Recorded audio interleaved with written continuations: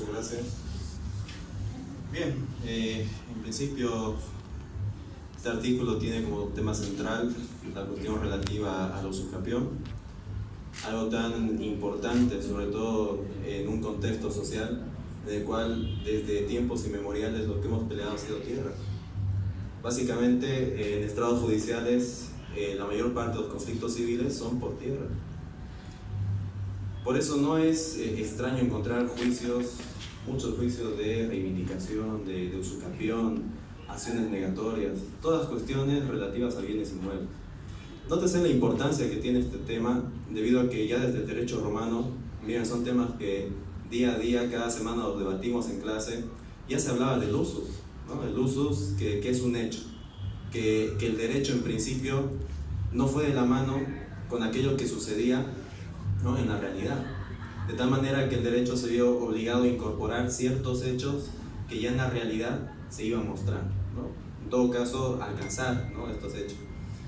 Tan importantes son los hechos en el derecho y no el derecho para los hechos, que, por ejemplo, hay situaciones de hecho que tienen una trascendencia y un efecto jurídico innegable.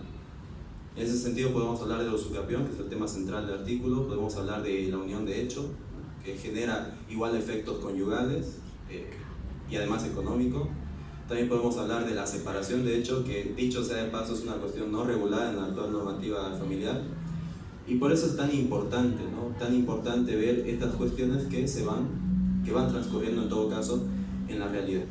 Bueno, como primer planteamiento que hacemos, más que planteamientos, es un poco recopilar, ¿no?, ciertas comprensiones, ciertas ideas que ya hace bastante tiempo se iban planteando, ¿no? Hablamos de autores como Borda, hablamos de pronto, más adelante cuando tocamos la intervención de lo que plantea Troplon, que es un autor francés, que nunca se lo citó aquí en Bolivia, venimos a decir que es la primera vez que se lo cita, y que sin embargo utilizamos un término que él introduce en una obra del siglo XIX, que es la interversión.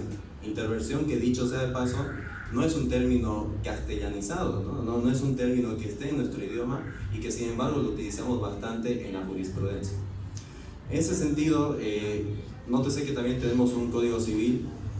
Van a disculpar, el tema es muy civilista. Normalmente los civilistas es como que hablamos raro, ¿no? Pero bueno, aquí la cuestión es esa, ¿no? Crear doctrina nacional, además, que es lo importante, porque la jurisprudencia ya lo decía, iba planteando las cuestiones relativas a la usucapión quinquenal, que es la de 5 años, la usucapión decenal, que es la de 10 años, y tomando ideas ante la insuficiencia de nuestra norma sustantiva de doctrina argentina, de jurisprudencia extranjera, ¿no? Y claro, la jurisprudencia va ampliando esta cuestión, pero me doy cuenta en algún punto que la doctrina no toca el tema. Y ahí es donde digo, bueno, ¿de dónde se inventan esta cuestión relativa a la intervención? Lo voy a explicar brevemente. Nuestra norma sustantiva civil habla del usucapión como un modo de adquirir la propiedad por el uso, ¿no? Es decir, en principio podríamos plantear dos situaciones, que hay poseedores que no tienen propiedad y propietarios que no tienen posesión. Aquí estamos hablando del primero, aquel que posee, que en los hechos se comporta como propietario, realiza actos posesorios, ¿no? ¿Qué tipo de actos posesorios? Pagar impuestos, hacer mejoras, es decir, se porta como un propietario y sin embargo le falta eso, ¿no? Eso que todos quieren, que es propiedad. Entonces, la usucapión aparece como esa solución, ¿no?, desde el derecho romano, que entiende que debe existir la usus capere. La usus capere es la forma de adquirir derechos por el uso.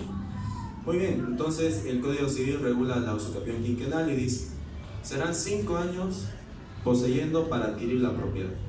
Sin embargo, para esta modalidad de adquisición de la propiedad, requerirá el poseedor un justo título. Justo título que además tiene que venir investido de la buena fe. Por otro lado, si se quiere adquirir la propiedad por el uso de 10 años, no habrá necesidad de un justo título, y muchos han llegado a tergiversar un poco la cuestión y dicen que además el que posee por 10 años y no tiene un justo título, tampoco requerirá de buena fe. En pocas palabras, estamos hablando de una posesión de mala fe que ya se reconoce expresamente para bienes muebles.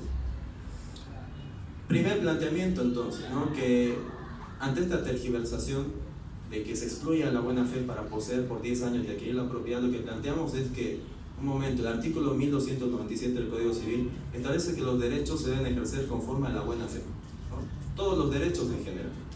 Y aquí hay una cuestión que nosotros en derecho mucho hablamos de ley, que claro, en nuestro sistema romano-germánico es muy importante, mucho hablamos de jurisprudencia, casi poco de costumbre y ni qué decir de principios, ¿no?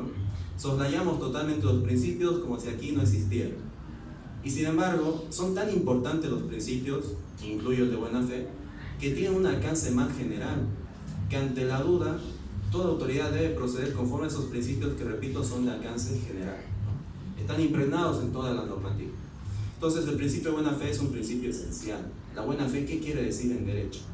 Comportarse lealmente. En todo caso, no realizar actos contrarios a esta buena fe. Que todos los derechos se ejerzan siempre procurando que a las partes no se les busque una afectación.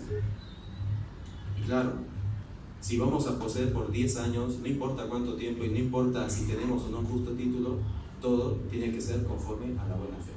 Y aquí aparece el segundo tema central de nuestro artículo, que tiene que ver con interversión. Como ya lo dije anteriormente, la interversión es un término francés, término planteado por el autor Troplon en una obra de derecho civil del siglo XIX, que nosotros la recogemos en la jurisprudencia y decimos, bueno, aquí hay una división, hablamos de un propietario, hablamos de un poseedor y hablamos de un detentador. El propietario es aquel que tiene título conforme a ley, lo inscribe y puede ejercer todos los actos, inclusive si quiere abandona el bien o no posee corporalmente, no va a perder la propiedad. El poseedor, sin embargo, tiene que poseer físicamente, tiene que utilizar el bien para defender esa posesión y además por ella adquirir la propiedad. Y de pronto nos dicen que el detentador puede tener un contacto con el bien, el detentador puede ingresar al bien, pero no va a ser un poseedor y no va a poder adquirir por usucapión. Detentadores tenemos tantos que tienen el contacto físico y no la intención de adquirir, que podríamos citar a los acreedores prendarios, podríamos citar a los usufructuarios, a los arrendatarios, a los anticresistas, gente que vive, que tiene contacto con el bien, más no posee legalmente, no puede adquirir entonces la propiedad. Y claro, voy a ser muy honesto, ¿cuándo me nace la inquietud de escribir esto? ¿No? Resulta de que en nuestras clases de Derecho Civil, para que vean que es un tema muy de la universidad, donde nace esto, que en una clase me dicen, pero a ver, y este detentador, que es arrendatario, anticresista, que entra por un contrato, ¿puede adquirir por usucapión? Y yo les digo, sí, puede adquirir por usucapión. Y todos me decían, pero no, que es un detentador, no tiene derecho. Puede adquirir por usucapión. ¿Por qué? Porque el mismo Código Civil nos señala bajo qué presupuestos puede adquirir esta usucapión, esta propiedad. Y nos dice la norma de que hay dos situaciones por las que un detentador, aquel que entra en virtud de un contrato, que no se siente propietario en principio, puede adquirir la propiedad.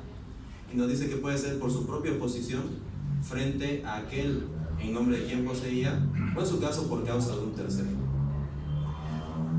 Lo importante del artículo, además de crear doctrina nacional, repito, que no hay sobre el tema, es que además planteamos algo nuevo, que no solamente por estos dos motivos es que se puede adquirir siendo detentador por usucapión, sino que también hay formas en las que este cambio de título se da de pleno derecho.